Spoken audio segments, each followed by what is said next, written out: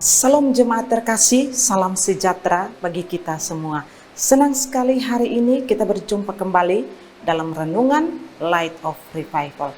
Harapan dan doa saya Bapak Ibu Saudara semua ada dalam keadaan yang sehat di hari yang baru ini. Mari kita sama-sama merenungkan firman Tuhan yang terambil dalam kitab pertama Raja-Raja pasal 4 ayat 29 dan ayat 30. Demikian bunyi firman Tuhan. Dan Allah memberikan kepada Salomo hikmat dan pengertian yang amat besar, serta akal yang luas seperti dataran pasir di tepi laut. Sehingga hikmat Salomo melebihi hikmat segala Bani Timur dan melebihi segala hikmat orang Mesir. Hikmat dan kebijaksanaan yang dari Tuhan. Saudara yang terkasih dalam Tuhan Yesus Kristus, apa yang dikatakan atau yang disampaikan oleh bagian firman Tuhan di dalam pertama Raja-Raja pasal 4 ayat 29 dan ayat 30 ini berbicara tentang hikmat dari seorang Raja Salomo. Dan ini adalah sungguh nyata. Dikatakan bahwa dia adalah seseorang yang memiliki hikmat yang sangat besar bagaikan dataran pasir di tepi laut. Dia juga memiliki hikmat yang melebihi Bani Timur dan juga segala hikmat orang Mesir. Ya, apa yang dikatakan firman Tuhan ini adalah benar. Firman Tuhan tidak melebih-lebihkan sesuatu. Inilah kebenarannya, ini kenyataan. Saudara terkasih, kalau kita bertanya mengapa Salomo memiliki hikmat yang luar biasa, bahkan Alkitab memberi kesaksian tentang hikmat yang luar biasa dari seorang Salomo. Kalau kita membaca di pasal sebelumnya, di pasal 3 ayat yang ke-12 dikatakan di sana, maka sesungguhnya aku melakukan sesuatu dengan permintaanmu itu. Sesungguhnya aku memberikan kepadamu hati yang penuh hikmat dan pengertian. Inilah jawabannya.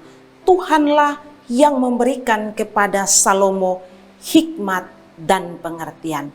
Jadi sumber hikmat, sumber kebijaksanaan yang Salomo miliki datangnya dari Tuhan. Nah saudara terkasih, apakah ini berarti bahwa ketika Tuhan belum memberikan kepada Salomo hikmat dan pengertian, apakah dia menjadi seorang yang bodoh sebagai raja?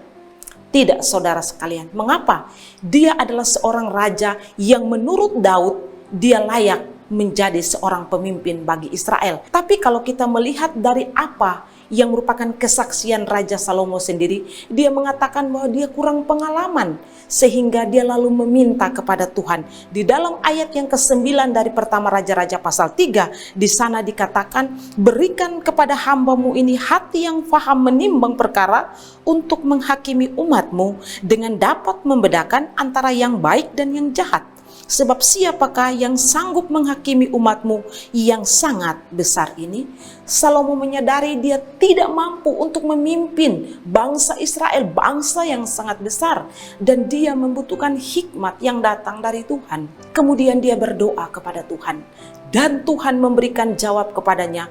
Tuhan berikan kepadanya hikmat dan pengertian. Dan kita bisa melihat dari catatan firman Tuhan, catatan sejarah yang dikatakan bahwa pertama kali Tuhan nyatakan hikmat bagi Salomo ketika dia menyelesaikan persoalan di antara kedua ibu yang memperebutkan seorang bayi.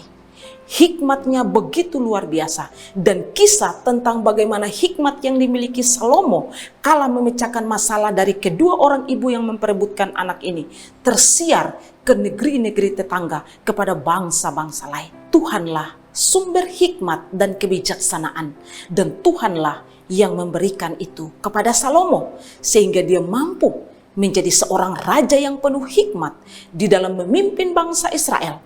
Dia tahu mana yang baik dan mana yang jahat. Dia mampu dengan hikmat mengambil keputusan yang terbaik bagi bangsa Israel. Saudara yang terkasih, memang sebagai seorang raja yang memimpin bangsa yang besar, tidak hanya dibutuhkan pengalaman, tidak hanya dibutuhkan pengetahuan secara intelektual untuk memahami sistem pemerintahan yang baik, tetapi juga dibutuhkan hikmat dan kebijaksanaan, yang mana hikmat dan kebijaksanaan ini akan menuntun seseorang untuk mengambil keputusan-keputusan yang sulit, yang akan dia kerjakan atau dia lakukan di tengah-tengah bangsa yang besar. Dia bukan meminta kekayaan, dia meminta hikmat, dan Tuhan memberikan itu kepadanya. Dari firman Tuhan ini, Salomo berdoa meminta kepada Tuhan, dan Tuhan berikan kepadanya hikmat dan kebijaksanaan. Juga menjadi pelajaran bagi kita ketika kita menghadapi satu pelayanan, satu pekerjaan yang besar, dan mengambil keputusan-keputusan yang sulit. Ketika kita menemukan hal-hal seperti itu dalam perjalanan kita, maka datanglah kepada Tuhan, mintalah hikmat kepada Tuhan, sehingga Tuhan memberikan kepada kita hati yang bijaksana, sehingga kita mampu untuk mengambil keputusan dan tindakan yang tepat dari apa yang hendak kita lakukan. Datanglah kepadanya, mintalah hikmat, karena hikmat dan kebijaksanaan adalah bersumber daripada Allah. Maka mintalah kepadanya, dia akan memberikan kepada kita hati yang penuh hikmat, hati yang bijaksana, dan kita dapat mengambil keputusan, mengambil tindakan yang baik dengan satu tujuan. Ketika kita telah melakukan semua itu, maka semuanya untuk hormat dan kemuliaan bagi Allah saja. Kiranya Tuhan memberkati kita. Mari kita berdoa.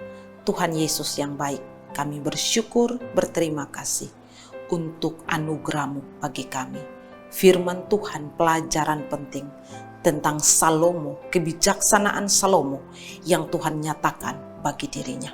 Dan Tuhan tolong kami sebagai orang-orang percaya dalam perjalanan mengiring akan Tuhan, di dalam berbagai keputusan-keputusan besar yang akan kami ambil.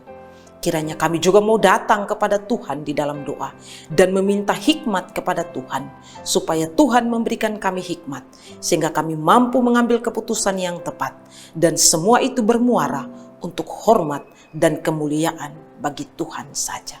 Terima kasih Tuhan untuk firman-Mu yang menguatkan dan menopang kami.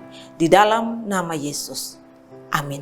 Saudara terkasih, mari terus jadikan firman Tuhan sebagai pelita dan terang di sepanjang hidup kita. Tuhan Yesus memberkati.